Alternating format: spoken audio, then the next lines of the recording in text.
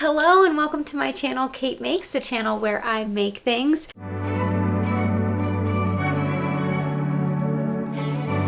For today's video, we're going to be doing a thrift flip that I'm very excited about. I snagged this tapestry from a Goodwill for, I believe, about $5. It has some big rips in it, some damage, and it looks to me like it was probably commercially produced, maybe as like a table runner or something. I'm not really sure what its history is. When I saw it, I knew exactly what I wanted to create with it. I wanted to create a corset for quite a while now. I love the look of these, where the corset looks like it's made out of a vintage fabric or a tapestry of some kind. And I've actually held on to this one for about a year. I've been waiting to feel confident enough in my skills to make sure turn this into something hopefully more beautiful than what it already is, or at least something that I will use a lot more and appreciate and love forever. This is just going to be a nice, cozy sew-along video, so grab your tea or coffee, light your candle, get cozy, and come along with me as I transform this into a corset. I do just want to give you a good glimpse of it before I cut into it. It seems to me like it has a Spain influence of some kind. There is some dancing going on, some people on horseback, ladies in pretty dresses. Yeah, I just thought there were a lot of really beautiful moments in here. I especially love this little section with the fountain and with the three women in the pretty dresses and flowers around, so I'm going to try to keep that bit sort of in the center of my piece and just try and salvage as much of this as possible. I have an idea to maybe do some little miniature frames and cut some of the little motifs out of here, again, just to try and get as much use out of this pretty tapestry as possible. But for today's video, I'm just going to be bringing you along as I turn it into a corset. So first I need to print out my pattern. I will be using the blue corset pattern by Melina from Etsy. I purchased it there for around $10. I'll have it linked down in the description for you. And I'm going to be using a new ink-free printer that I'm really excited about from Munbyn. Thank you to Munbyn for sponsoring today's video. If you watched my sewing room makeover video, then you know that I like to keep my desk as empty and clean as possible.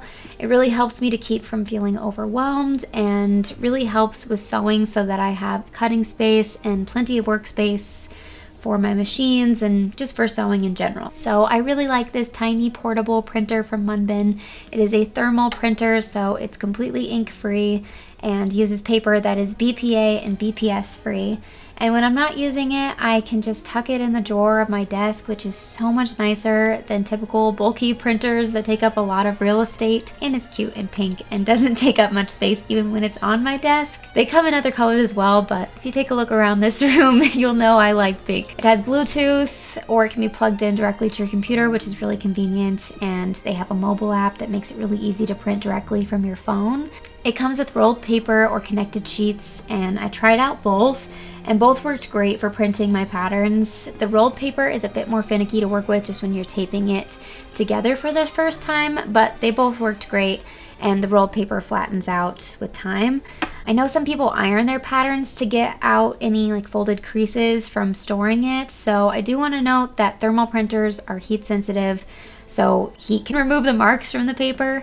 I've never found ironing my patterns to be necessary. I just use paperweights, in my case usually books and candles and random things, but if that's something that you do, know that that's not something that you can do with a thermal printer. But otherwise, thermal printers are very cool. I love that they don't take ink, and I really love this adorable little pink option. So yeah, that is this cute little printer. I will only share products that I have used and that I like, and this is one of those. So if you'd like to support this channel some more and are in need of a printer, use that link down below. So now that we have our pattern printed, cut out, put together, let's lay it on our fabric and get everything cut out.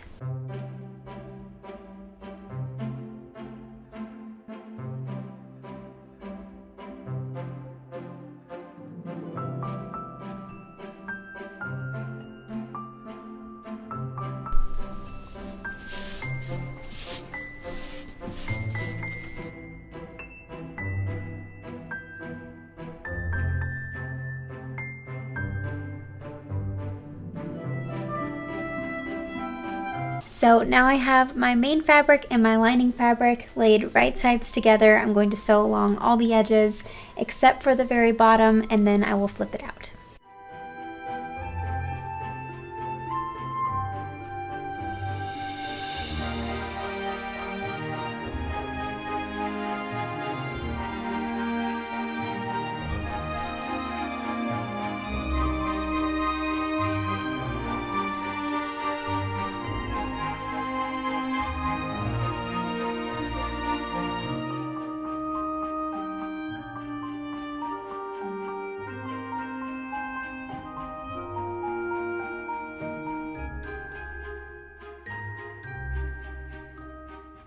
Okay, so I have this turned out so that the side and top edges are completely finished. So far, this is a super quick and easy pattern to make a corset. Happy with it so far. The next step here is marking all of these seam lines. These are going to create the channels for the boning, so I went ahead and marked these on the lining part of my fabric with a removable ink pen. This will come out with water. Make sure to test it on your fabric before you use it. This is the Choco Air Erasable pen. I found this one at Hobby Lobby, but you can get them online. I went ahead and traced on my fabric where the top and bottom of each of these lines went, and then connected them with a ruler to make straight lines. And now I can go ahead and create the channels for the boning.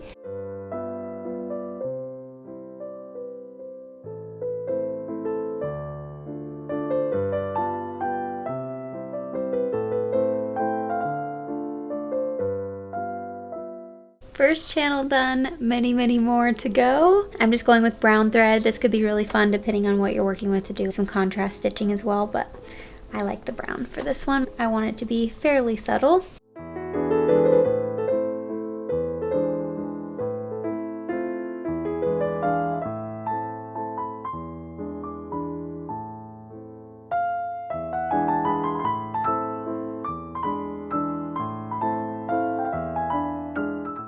So as you go, some of the lines cross over each other because they are tilted.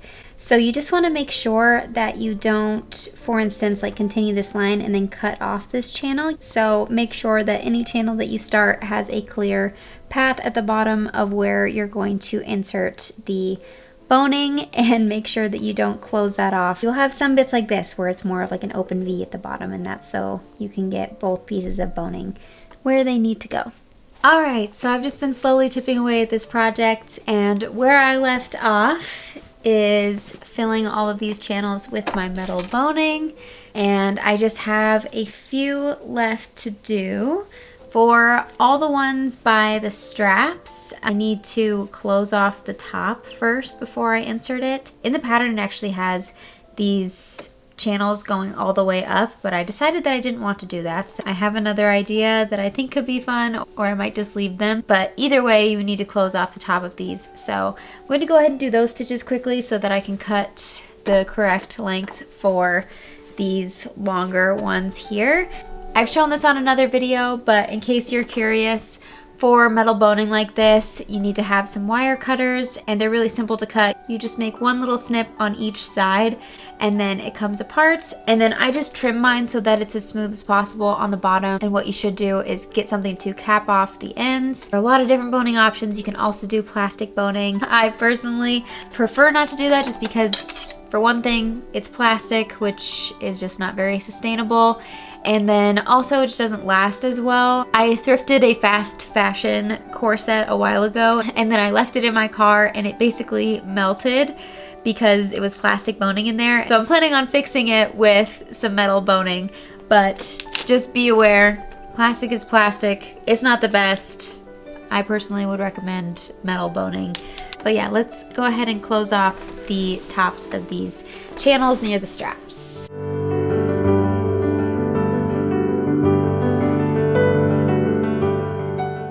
Okay, and so then for each of these channels, I'm just visually seeing where I need to cut them, so I'll lay it in the channel. And then I've been leaving about 3 or 4 centimeters of space at the bottom because you cannot sew through metal boning, of course. So I just want to make sure I leave enough room so that I can still sew along the entire edge of this without breaking any needles or hitting any of this boning. And then we just slip it in the channel, push it all the way up. And then we still have plenty of room to sew through down here. And this channel is now stable. And that's what I've done for all of these and will continue to do for the last few over here. All right, all of the boning is in. This is nice and heavy now. Next, I'm going to put bias tape along the bottom edge. I am just using single fold bias tape, and I have some brown pre-made, so I'm going to be using that. You can make your own bias tape, but I think the brown trim will look really nice. So I am going to do it this way.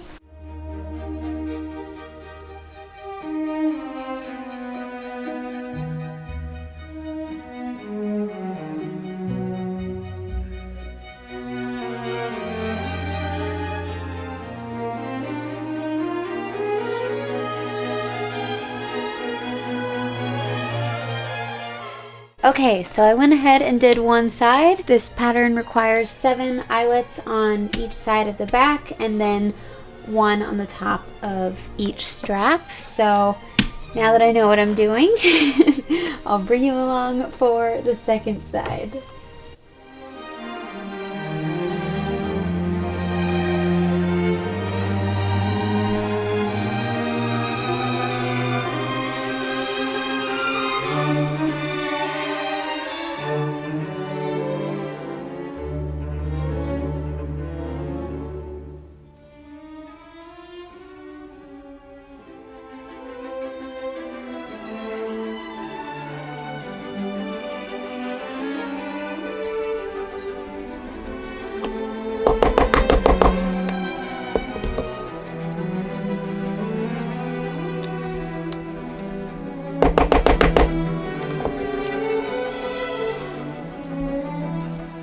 Okay, so before I do the grommets on the straps, I had an idea that I wanted to try some decorative stitching on these straps to flatten them out instead of doing just the 3 lines like the original design had. So I tested out a couple different stitches. Hopefully it's focused on there, but I've decided to go with this one. This is the back side of the stitch, just so you can see. My machine comes with a few different decorative stitching, and I just think this would be really pretty. So it's not going to be super visible. It's brown thread on a, you know, brown based fabric, but I think it's a special little detail and it will bring me joy. So I'm going to put it on there.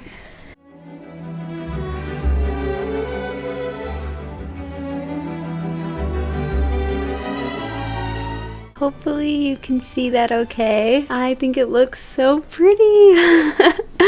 It's super fun. It was kind of hard to keep it straight, especially since this fabric right here is pretty thick, but I think it's so fun. It gives it such like a little whimsical look. Ooh, yay. Okay, I'm going to do that on all the other straps. I started on one of the back straps just in case it went poorly, but I love it.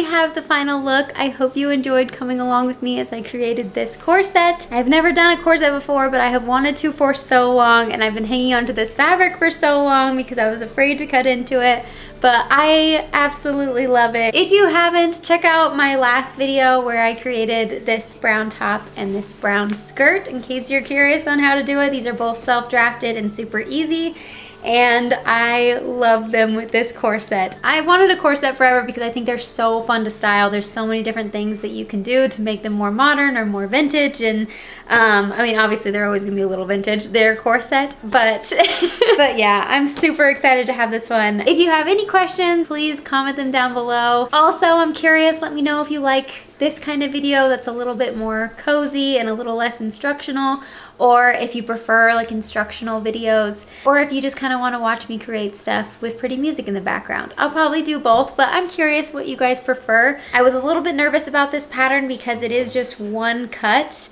It's just a flat piece of fabric, but it absolutely works. I think that when I make it again, because I definitely want to make it again, I'm going to raise the neckline a bit, and then I could wear it more comfortably without something underneath. It's still very wearable either way, but I think if you want it to be super comfortable for every day, then raising this neckline up a little bit would be great. Besides that, was very true to size for me. Very straightforward, really simple pattern. So if you enjoyed this video, please make sure to like and subscribe. That makes a huge difference to me, and I would love to have you around here more often.